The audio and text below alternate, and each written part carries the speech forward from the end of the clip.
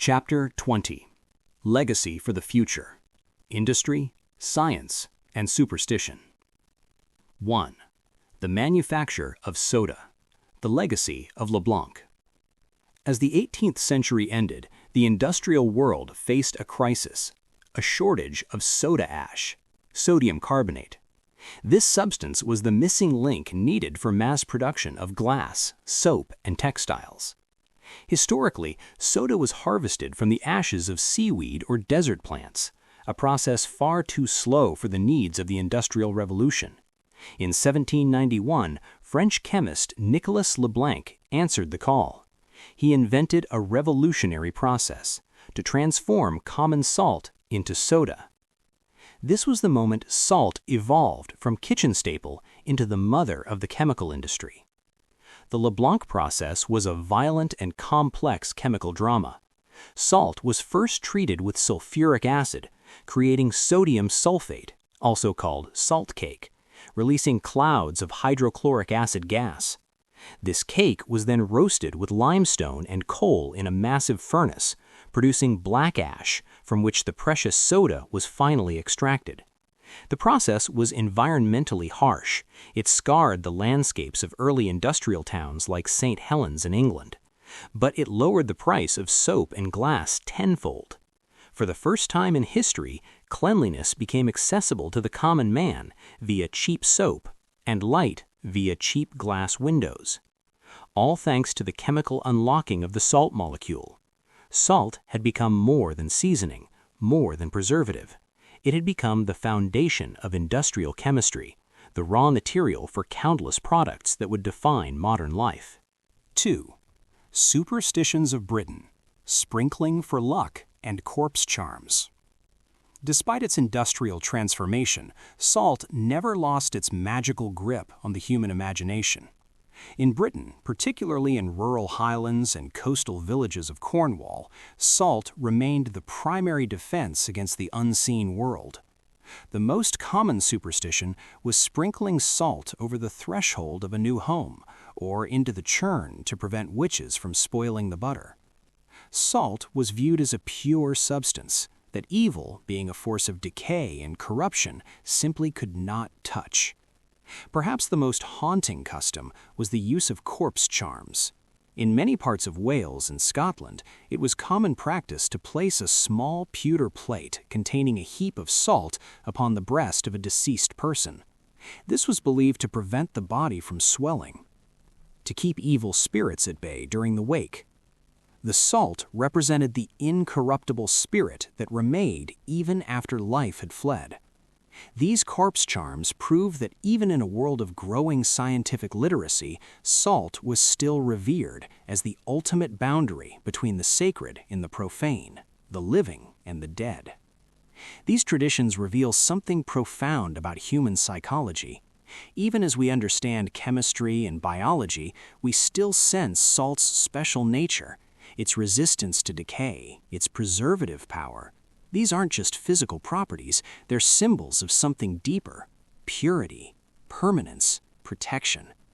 Spilling salt still makes people uncomfortable, even those who claim no superstition. Why throw a pinch over your left shoulder? The tradition persists because salt has always been precious. Wasting it felt like inviting bad luck. Throwing some over your shoulder was appeasement, insurance against misfortune. These superstitions aren't primitive ignorance, they're cultural memory, recognition that salt has always been essential, that losing it, wasting it, dishonoring it could have real consequences. In times when salt was expensive and scarce, these beliefs made sense. They survived because they worked as social mechanisms to ensure salt was treated with respect. 3. Sitting below the salt. Social hierarchies at the table. In medieval and Renaissance great halls of Europe, salt was the silent arbiter of social status. Because salt was precious, it was placed in a massive ornate vessel, known as the great salt or the salt cellar, which occupied a central position on the long dining table. The placement of this vessel created a rigid psychological and social boundary. To sit above the salt, between the salt cellar and a host, was to be recognized as a person of high rank or a favored guest. To sit below the salt was to be relegated to the lower end of the table with the servants and commoners. This was more than just a seating arrangement. It dictated the quality of food and wine one received. The great salt acted as a mineral iron curtain, reinforcing the feudal hierarchy with every meal. This social legacy remains in our language today. A person of worth is still called the salt of the earth, a phrase that bridges the gap between the humble mineral and the highest levels of human character. The metaphor is perfect. Salt makes food palatable, makes it worth eating. Similarly, good people make society livable, make it worth maintaining. Just as you can't enjoy a meal without salt, you can't build a civilization without reliable, honest, hard-working people. The salt of the earth aren't necessarily the richest or most powerful. They're the essential ones, the ones society depends on. Like salt in food, they may not be flashy, but remove them and everything falls apart. This dining tradition also reveals how salt functioned as wealth display. The great salt wasn't just functional, it was art, made of silver or gold, elaborately decorated, sometimes worth more than everything else on the table combined. Owning an impressive salt cellar announced your status, your resources, your taste. It said you had so much salt you could afford to store it in precious metal. In an era when salt was genuinely valuable, this was serious wealth signaling. The social geography of the medieval table reflected the social geography of the whole society. The closer you sat to the salt, the closer you sat to power. The further away, the less you mattered. Salt didn't just flavor the food, it flavored the social hierarchy. 4. Modern therapeutics, saline injections, and serum treatment. As we move into the modern era, the medical legacy of salt has shifted, from brine drafts of the past to the precision of the saline injection. In the late 19th century, during terrifying cholera outbreaks, doctors realized something crucial. Patients weren't dying from the bacteria itself, but from the catastrophic loss of salt and water. The introduction of normal saline, a 0.9% solution, directly into the veins was a medical miracle. It restored blood volume and the electrical spark of the heart, almost instantly, turning a death sentence into a recovery. Today, saline remains the universal solvent of modern medicine. Whether used in serum treatment to deliver vaccines, to wash delicate tissues during surgery, or to revive a dehydrated athlete, salt is the foundational medium of the clinic.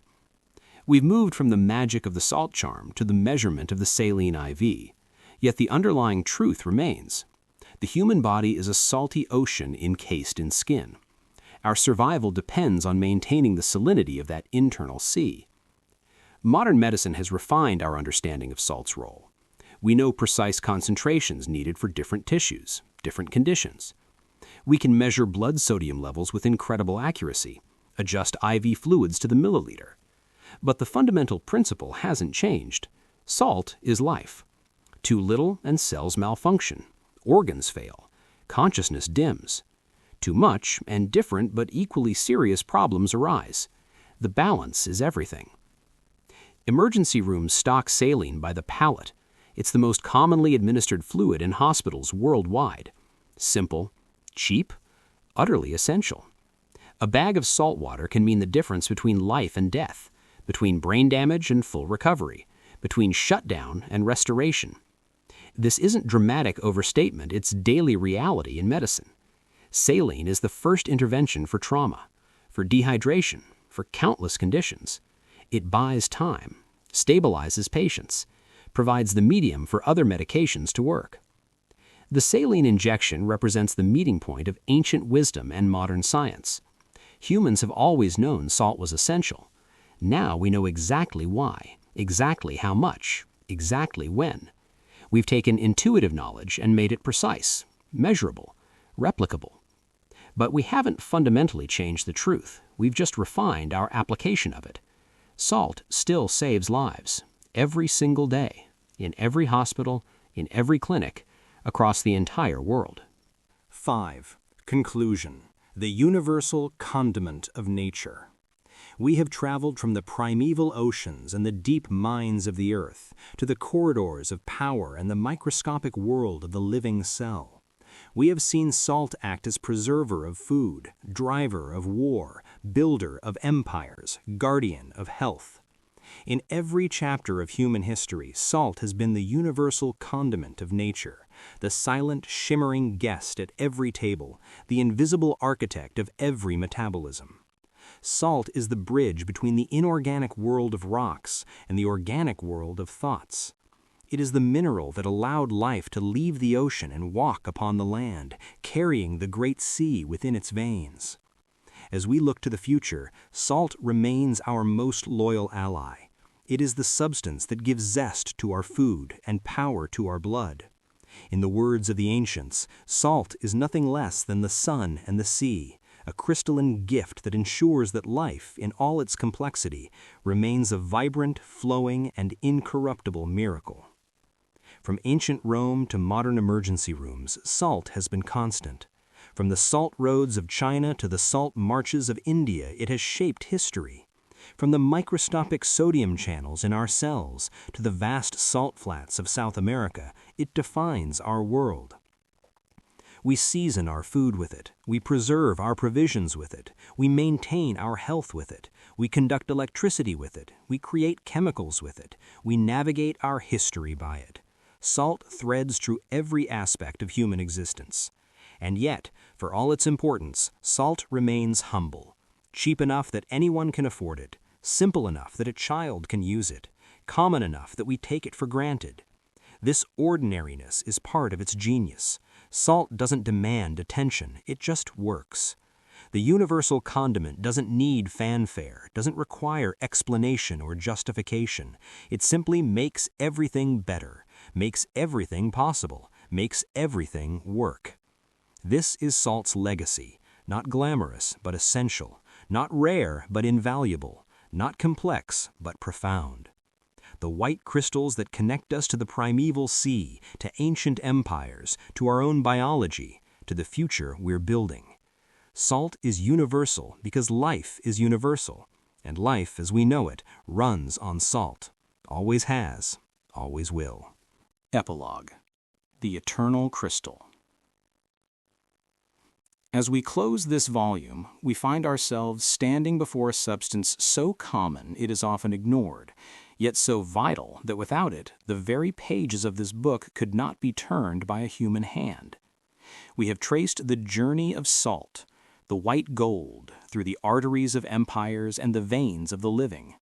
We have seen it topple kings in Bengal, guide the majestic bison across the American frontier, act as the ferryman for nutrients within the dark laboratory of the liver.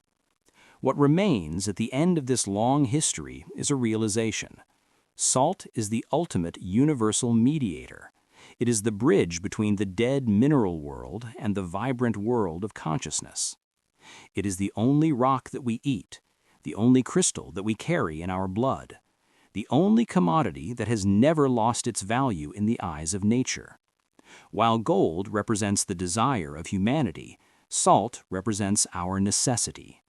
Gold may be the crown of civilization, but salt is its pulse. The story of salt is, in truth, the story of preservation. It preserves our food from decay, our bodies from disease, our history from oblivion. In a world of constant change and fleeting digital shadows, the salt crystal remains constant, incorruptible, essential, ancient. It is a reminder that we are, each of us, a walking fragment of the primordial ocean, bound together by the same mineral tides that have governed the earth since the first sunrise. Let this book serve as a testament to the humble giant of our existence. May we never look at a simple grain of salt again without seeing the wars fought for it, the roads built by it, the life sustained by it. Salt is the zest of life, the strength of the arm, the clarity of the mind. It is and shall always be the universal condiment of nature, the silent, shimmering guardian of our past, and the crystalline foundation of our future. When you next reach for the salt shaker, pause. Consider what you hold. Not just seasoning, not just preservative, but the substance that made civilization possible, that makes your heartbeat possible, that connects you to every human who has ever lived and to the ocean we all came from. The eternal crystal, simple, essential, profound. This is salt's final lesson. The most important things are often the most overlooked. The most powerful forces are often the most humble. The most necessary elements are often taken for granted, until they're gone. Then we remember. Then we understand. Then we appreciate what was always there, always working, always sustaining us. Salt doesn't ask for recognition. It just keeps being salt, keeping us alive, keeping food safe, keeping civilization running. The eternal crystal, forever constant, forever essential, forever ours.